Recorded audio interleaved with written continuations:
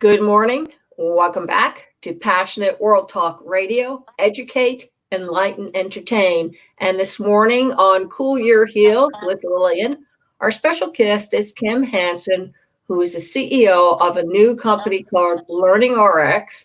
And for those people who are wondering what that means, in very simple terms, she has kids and she wants them to stay smart. She doesn't want them to go back to school having forgotten everything that they learned previously. So, Kim, why don't you give a little more value to what I say and tell people who you are, why you started the company and what it's going to do for kids? Sure, I'd be happy to. First of all, thank you for having me today. And Learning RX is actually a company, our programs have actually been around for over 35 years. So we started out in doctor's offices and professional offices. We have been opening centers for about close to 20 years, not quite. And what we do is brain training. So we take those 7 underlying skills that are most important to how you learn and perform, and we strengthen them with one-on-one exercises. So, why don't you give an example of the 7 ways you do that? Because I know a lot of parents at the moment are pulling out the hair. If they don't have the hair, they, I don't know, use charcoal. So why don't you explain to them what those 7 ways are and exactly how you brain train, a child or even an adult for that matter, remotely. So we do train both children and adults. And basically, most people don't know this, but there are 2 parts to SMART. There's what you know, which is kind of academics or what would help you do really well on like Trivial Pursuit or Who Wants to Be a Millionaire, things that you learn in school. But then the second part of SMART is how you process information. And that's where we come in. So we don't reteach what you should have learned in school. What we do is we work on those 7 underlying skills that are important to how you learn and perform. And those are things like memory and attention and how you process information visually, how you do it auditorily, your logic and reasoning, and also how you attend to things and your processing speed. So what are some of the activities that you have introduced to kids in order for them to learn how to process this information? Because in today's world, even before the pandemic, we have a lot of content coming in all at once. And it gets heavy for adults. So I can't imagine what it's like for kids with all this extra technology with the tablets. Yeah. Well, if you think about it, when you're a kid and you're in school, you can't choose to only do what you're good at. Most of us adults have decided, okay, I'm good at this. I'm not good at that. I'm going to concentrate on what I'm good at. But when you're a kid and you're in school all day, you can't just say, you know what, I'm not really good at math. I don't want to do math. I want to just do reading. And so there are a lot of kids that struggle in school because they don't have the underlying skills that they need to do things fast and efficient and without a lot of effort. And so what we do is first of all, we test those underlying skills and see where there's a weakness and where there's a strength. And then we start to hone in on where they have weaknesses and we start to change that. So we actually look at every student and see, okay, what can't they do? And that's where we begin. If you can do something, then there's no use practicing it. But what we do is we work on, okay, what can we strengthen? And then we start in small steps and start to improve it with one-on-one mental exercises. So if your attention is something that you struggle with, if there are symptoms there, for example, if you can't do something for a long period of time, if you're easily distracted, or if you can't do more than one thing at a time, then we would work on those types of attention. And our exercises are going to target those skills and then strengthen them, a little bit like a video game, except for you're doing it with a person who can give you I feedback. I remember some of those brain games. My dad said to me, okay, this is how you do change. When you're at a cashier, you just keep on getting it up to a round number like 25, 50, or 75. So you add your quarters, bring it up to $1. And he says you'll be able to figure out how much change you received, whether you received the right amount. Kids can't do that today. If it wasn't for the computers in those registers, they are not able to process of how to calculate how much change a person should receive when they receive a $20 bill or a $100 bill. And it makes me wince inside that all these adult children, the teens and young adults from colleges, are depending on the technology to do their thinking for them. Yeah, that's very true these days. So how do you, when my son was growing up, math wasn't a strong point, but he was always looking for shortcuts. And I hear that a lot among the kids today. They're always looking for a shortcut. So how do you retrain a student to think long term? When we Yeah. went through school, we had to show our work for long-term division and for multiplication and actually show what numbers we used in order to get the final number. And I was bad at math and everybody knew it. And but I had to show them what I did, and through that they were able to determine where I made a wrong turn, and so we went back. But I find that the kids of the day don't have that type of training to provide that kind of information. So if they get the wrong answer, nobody can go back and say, well, this is where you went wrong. Yeah, yeah. Well, if you don't have this underlying skill that you need, then you have to find a workaround or an accommodation. And that's what a lot of people do. So if I can't sound out a word, for example, one of the number one things that kids struggle with is really reading. In fact, about 75% of the students that come to us have struggled in some areas of reading. At least over half. I'm not sure if it's quite 75% still. But the reason why they can't is because they don't have the underlying skills that they need to blend, segment, and analyze sounds. So those are all part of your auditory processing. Now we target and strengthen those. But if you can't, usually you accommodate. So you decide to memorize words. That can work until you hit about third grade. And then when you change from learning to read to reading to learn, then they really struggle because they don't know how to attack new words. They don't know how to break words down and be able to spell them. So they make kind of but that takes a lot of effort. You can imagine the amount of effort it takes when you don't have the skill.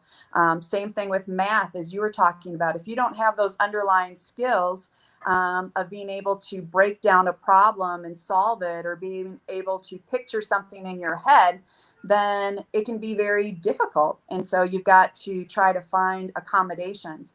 What we do is we don't work on accommodations at all. We target the underlying skill, the cause behind why someone is struggling, and then we strengthen those underlying skills.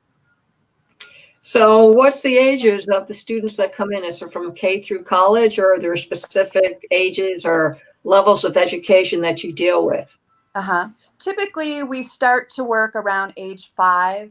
So yeah, around kindergarten or first grade. And then we go all the way up. I think our oldest student was 96 years old.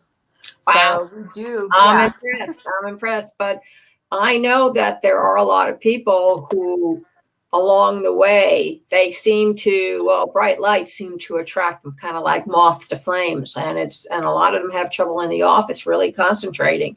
And I know a lot of the offices really do not respond to these people who really could probably use somebody to sit down and say, okay, this is your problem. We've defined it, and now we're going to work on it.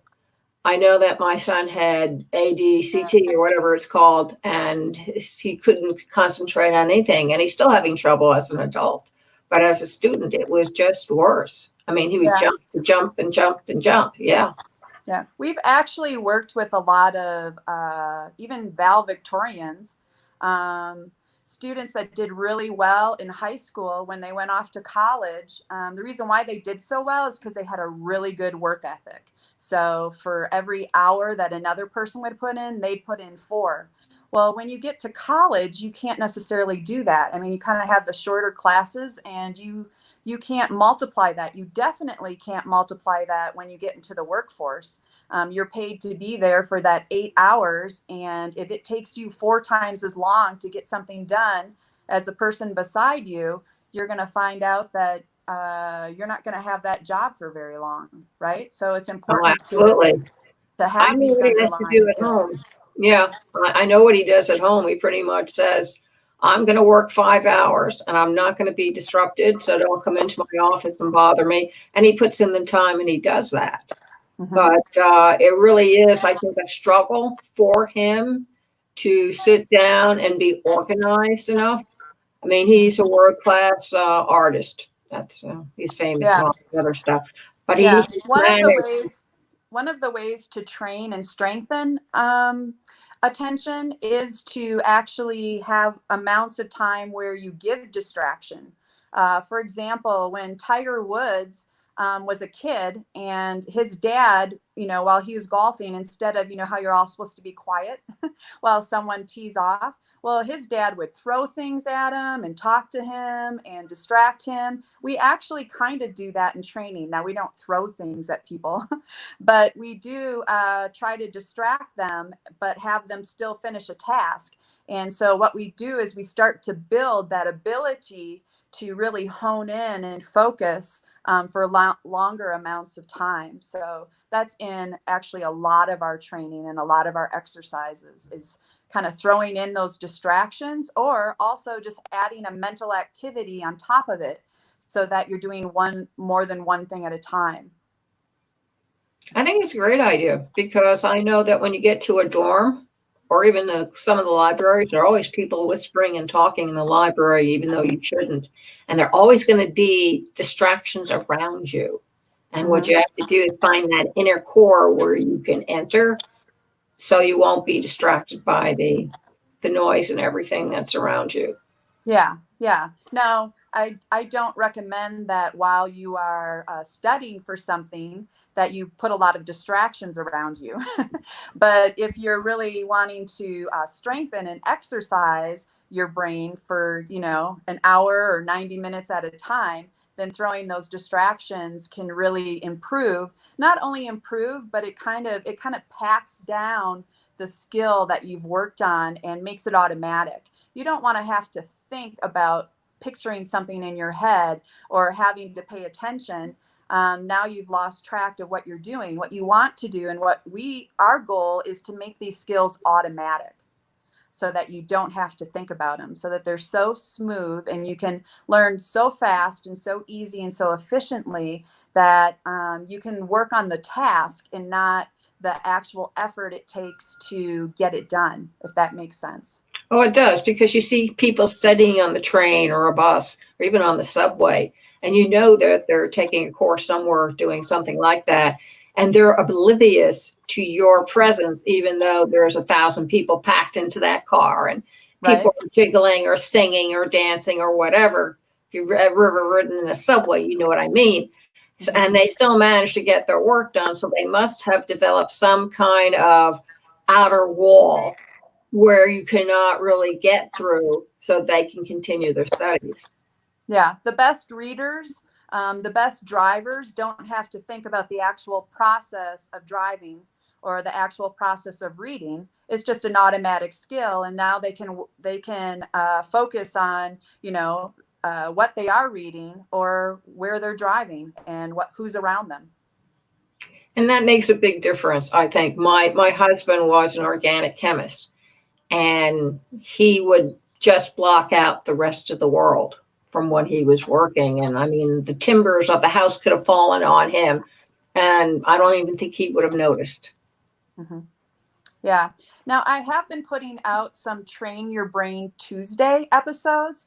So, if brain training is something that you'd like to try or do with one of your kids, you can go onto our website and actually, or onto just like a YouTube channel, look for Train Your Brain Tuesday, and you can see a bunch of examples of brain training that I've done with kids during this whole pandemic, so that kids can go on and just kind of fill their day with something fun and meaningful. And it's just done with kind of ordinary things around your house or things that you can download off of the site for free. Great. So why don't you tell everybody where they can find your site, Kim, and where they can find you and anything else that you think is pertinent for them to know? Yeah. So it's learningrx.com. And if you go to the top of the navigation page, it says Train Your Brain Tuesday, and you can click on that, and we have a bunch of free stuff there. I wanted to make sure that during this time that we were helping families that are stuck at home. And so we have a bunch of free items. We have an activity pack that you can download, and it has about 6 brain training games in it. You can download some of our episodes. I've got some worksheets. I even made some coloring books or like coloring pages.